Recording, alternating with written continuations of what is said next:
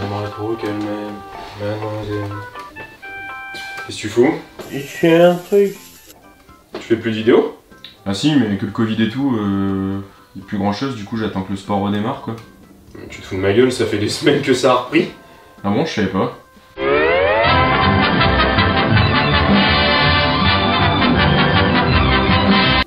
Bah du coup, bouge ton cul et fais un truc, non? Ok. Sérieux? Allez, go. Nickel. Salut tout le monde, je suis de retour sur la chaîne après quasiment 5 mois d'absence, me revoici pour parler encore et toujours de sport. Donc j'ai été absent pas mal de temps sur la chaîne, dans un premier temps parce qu'il y a eu évidemment le confinement, le sport a beaucoup été impacté, il y avait peu de contenu à fournir, d'ailleurs j'en ai parlé dans ma précédente vidéo, n'hésitez pas à aller checker. Et puis j'ai dû me concentrer un petit peu sur moi au niveau des études, etc. Pendant le confinement, j'ai refait un petit peu le décor, voilà, j'ai repeint. J'ai mis un petit cadre de la Ryder Cup, compétition de golf internationale de 2018 en France. Et puis le Grand Prix de Monaco 1936, voilà. Je suis très content d'être ici. Et puis aujourd'hui, je vais vous parler d'une discipline plutôt intéressante. La NASCAR, discipline automobile sportive, sport mécanique. Très répandue aux États-Unis, pas beaucoup en France. Et voilà, c'est pour ça que j'ai décidé d'en parler avec vous aujourd'hui. En plus, j'ai eu l'occasion de piloter une stock car aux normes françaises cet été. Du coup, j'ai hâte de vous montrer tout ça. Donc c'est parti. La NASCAR, National Association for Stock Car Auto Racing. Speak English, speak Wall Street English. Anglais LV1, t'as vu? Et la deuxième discipline sportive la plus répandue aux États-Unis, juste derrière le football américain et devant la NBA, le basketball. Elle a des origines anecdotiques et hyper intéressantes puisque celles-ci viennent de la contrebande d'alcool lors de la prohibition aux États-Unis dans les années 30. Où en fait les contrebandiers avaient boosté leur voiture, puisqu'ils étaient en toute illégalité, pour échapper plus facilement à la police. Et s'en sont suivis, en fait, suite à la modification et l'amélioration de ces voitures de série, des courses, encore une fois, illégales entre ces contrebandiers. Et en fait, il y a eu des associations au fur et à mesure qui se sont créées, notamment dans le sud du pays. Et en 1948, donc Bill France, homme d'affaires américain et pilote lui-même, a réuni toutes ces associations pour former la NASCAR. Ce championnat automobile aujourd'hui, c'est 36 courses par saison, une quarantaine de pilotes, 75 millions de fans. Les voitures sont équipées de moteurs V8, boîte manuelle 4 vitesses, 850 chevaux. Ce qui fait que les voitures peuvent atteindre une vitesse de plus de 310 km/h, c'est quasiment autant que des Formule 1 qui sont plus légères. C'est plutôt impressionnant, tout comme les crashs dans cette discipline, puisque celle-ci a vu mourir 28 pilotes, le dernier datant de février 2001, donc ce qui prouve quand même que la sécurité a évolué ces 20 dernières années. Les châssis sont toujours basés sur des voitures de série, et c'est ce qui fait le charme de la discipline. Il n'y a pas beaucoup de constructeurs qui les fournissent, il y a notamment Ford, Chevrolet, Toyota et Fiat.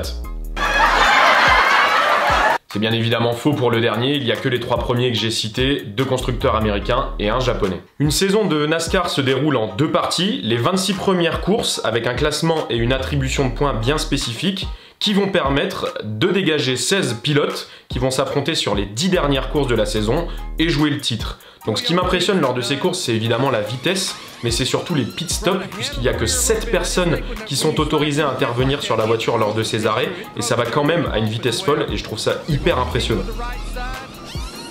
La plus connue et la plus attendue de ces courses, ce ne sont pas les 500 miles d'Indianapolis, mais ceux de Daytona, 200 tours sur une piste de 4,02 km, soit 800 km, c'est plus que Paris-Marseille.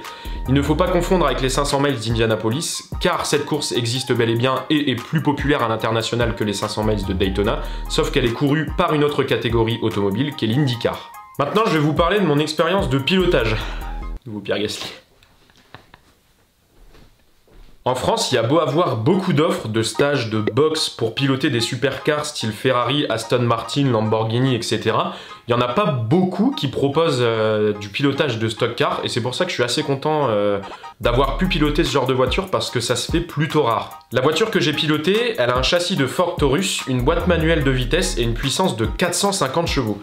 C'est quasiment 2 fois moins que les voitures de NASCAR aux États-Unis. C'est pour la simple et bonne raison qu'en Europe et en France, les voitures courent sur des pistes plus petites. Je rappelle, Daytona fait 4,02 km. En France, c'est quasi 2 fois moins. Et le stage que j'ai fait, c'est encore moins puisque j'ai couru sur une piste de 500 mètres. Donc c'est vachement particulier comme voiture. Déjà, j'ai dû passer par la fenêtre pour rentrer parce qu'il y a tout simplement pas de porte sur les voitures de stock car. Donc ensuite, le mec m'a briefé et tout.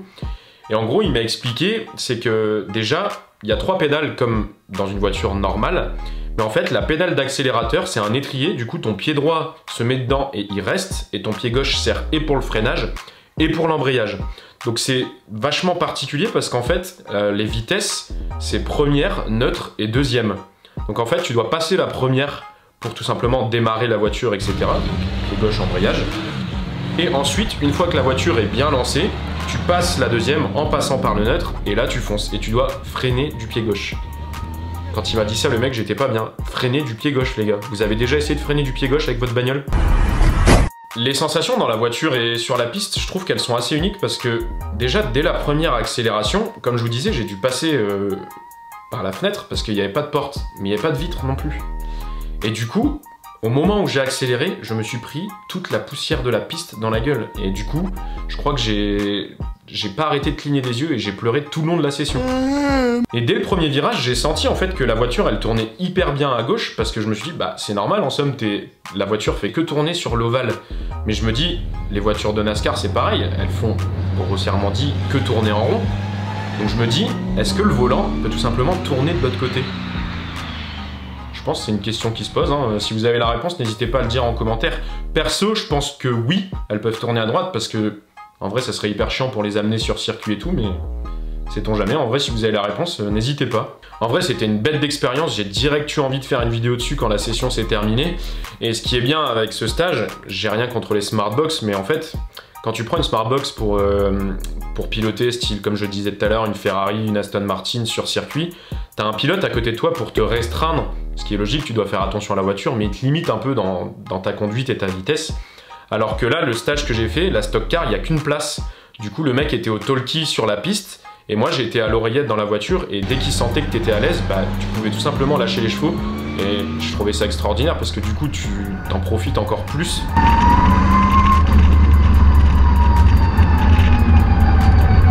Voilà, donc c'est tout pour cette vidéo. J'étais ravi de partager cette expérience avec vous, d'avoir un peu éclairé vos lumières sur la NASCAR, qui n'est pas hyper médiatisée en France.